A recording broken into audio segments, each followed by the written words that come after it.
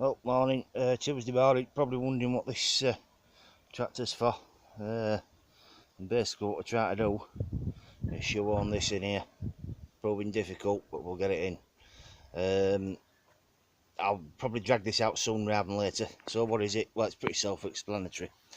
What we've got here is a turret lathe. It's an Alfred Herbert. The Alfred Herbert works was in Coventry in England. Little bit of interesting note on that.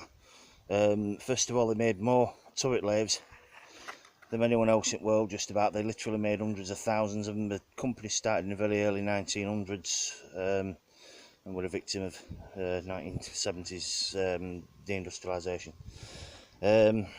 This particular one, I've seen a print of one of these that dates to 1909. I'm not saying that that's when this was made, but I'm suggesting it's the First World War or just after. There are certain aspects about it that are antiquated and wouldn't even meet machinery directives now. So let's have you a bit of a closer look, and I'll give you an idea of what we're doing. Right, you've got. I'm sorry, I'm using. This is handheld, this camera. I'm sorry about this. Right, what this does, you've got a quadrant here. And you pull it. It's not doing it at the moment. I'll have a look at that. But that's A, B, C, and D, and that corresponds with this here. With an high and low on this, it's a clutch system. So what you can do is you can slam it in high or low. You know, for obviously for tapping operations. This here as well, forward, midpoint, which is like a brake, and reverse, and that again tapping operations and that. So what you can do, if you know what you're doing with stuff like this, or know how to use them, is you can run your tap in, it should be that one actually, in low speed, forward, okay, and then when you want to run it out quick, all you do is go like that, and like that, and that'll wind it out fast. An experienced operator to be doing that, but that just gives you an idea. This is the, obviously capstan head and whatnot. That's, from what I can gather, is a lock. That this unit here, that you lock that on, that locks the spindle on, and that pushes it off. Interesting enough with this, a lot of the turret lathes have the a discus at the back with 6 tappings, screws and that for depth. This one goes a little bit beyond that, a little bit of quality here, you know what I mean. It comes off here, and it's all mounted on here. This obviously will rotate with this. Usual stuff, lock on and off, same as what you get with South Bend turret lathes and Atlas and stuff like that, all the same sort of stuff. 4-jaw chuck on here for some reason, I don't know what that's all about, but anyway, I'll let you have a quick look in here as well actually. Well, there we go. That's the condition of the gears. Oil at the bottom. It looks like a placenta, but the gears themselves are spot on. This one runs off a line shaft, as you can see, flat belt pulley.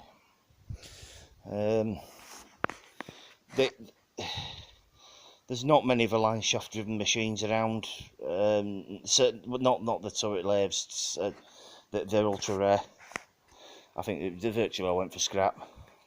I'll give you a quick overview up back of it. The sun's catching this a bit. Cast iron tray on it and everything. It is heavy. This is one of the smaller ones I did. It's still very heavy. It's just really a quick overview, just to give you an idea of what, you know. I said I'd put a video up of it, but unfortunately this is the best I can do just for the time being. I'm a bit rushed for time as well. We need to try and show on this mother in there, and then we'll be all right. Because I've got places I need to be going, things I need to be doing.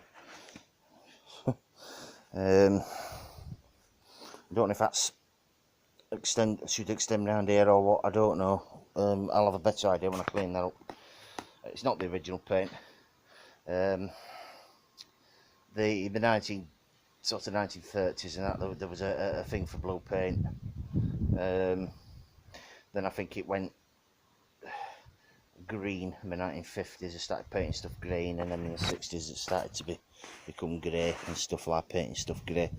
I'll just give you a quick shout on this as well. Look, this is something I noticed. Now, just have a look at that there. That looks like a weld repair. I may be wrong, but it looks like a weld repair, and I tell you what, it's a damn good one as well, whoever's done it. It's old for weld repair. One thing I have noticed about this, it does have surfacing, but I don't know if it's a sliding as well. But that'd be interesting to find out. I'm not exactly sure what this is here. We'd have to have a look at that. That is pretty obvious. That's just a locking. You've got you can. This will have increments on it round here, and that once that's cleaned up, they'll come, and then this collar locks it on and off. I'm still to work out how the actual turret index, and it will index when you wind the when you wind the thing back. But obviously we need to sort that out. I don't want to overdo it because things are very stiff on it. You know, it's been stood a long time. This one, looking at it, I can't see anything that's wrong with it, and I just think that it'll need stripped down, clean out, get rid of all that crap in there. It wants some fresh in there. Make sure the ways are clear and whatnot. Get it oiled up and stuff like that. It's congealed oil and crap. It's just the amount of shite on it's unbelievable. You know, you can't really tell from video, but it is. But I think basically it's in good nick. It looks okay. It looks okay. I was told it was a runner. These are interesting. Look, little oil flappers. Yeah, look at that. You know, I don't think you see that so much now on newer stuff. Brass rating plate there. That'll give you an idea of. Obviously, you know speeds. What you got to remember is that 1, 2, 3, and 4 is this handle here, a small one. Okay, so it's basically 1, 2, 3, 4, and you can. It won't do it at the moment. I think there's a selector fork that's moved in that. I'll have a look. And then obviously A and B, which is the clutch, as we've already explained. Looking at spindle, I'm trying to see what bar it is for spindle. No, it's a couple of inch at least, isn't it? 2.5 inch. Not bad, that. I'm afraid this film's going to be very wobbly. You know, just bear with me though. You've got appears to be again clutch arrangements on here. That's various speeds as well. Bottom one's space, top one's forward and reverse, I reckon.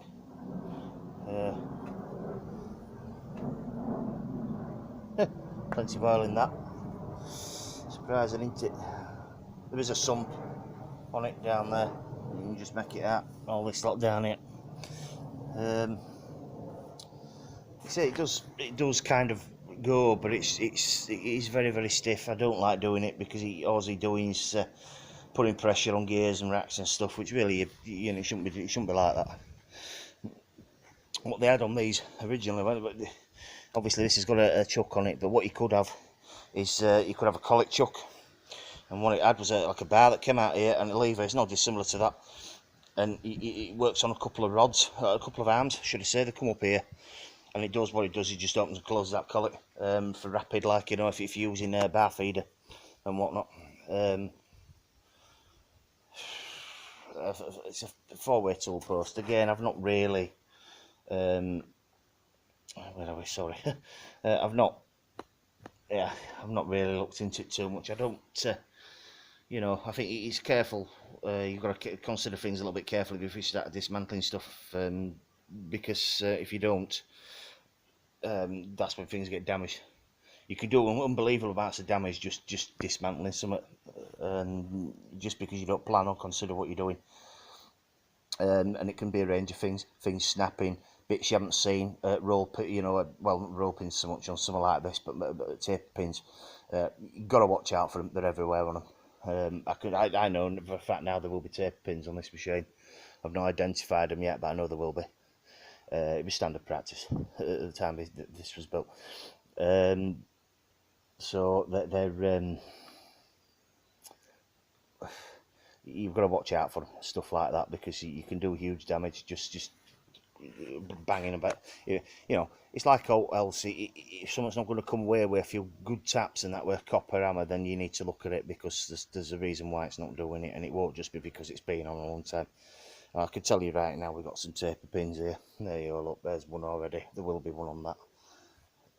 Well, will there be one on that? Possibly. In fact, I stand corrected, there may well not be. That's possibly a top hat. But I've identified it already, that there are. So it's got to watch out. Make sure you drive them out the right way. Very important. They only come out one way. Obviously, by de facto, what they are, taper pin.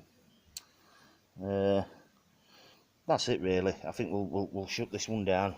We'll just cast out a little bit of gear.